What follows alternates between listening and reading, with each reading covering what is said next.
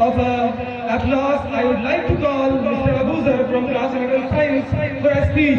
Mr. Abuzer, come on the stage.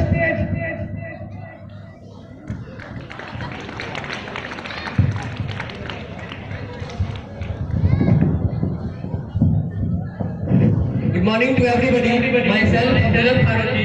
I would like to extend a warm welcome to our principal sir, our teachers, our non-teaching staff, and most importantly to you friends. What we call beginning is often the end. When one journey is ended, another one begins.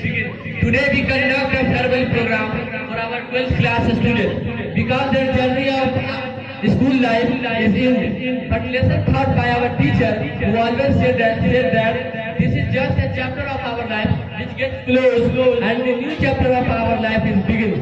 It is our senior who make us able to get adjusted in the completely different environment.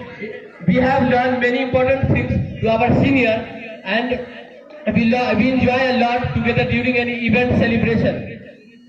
So I'd like to special thanks to our senior for their all the support, love, care and inspiration for many years.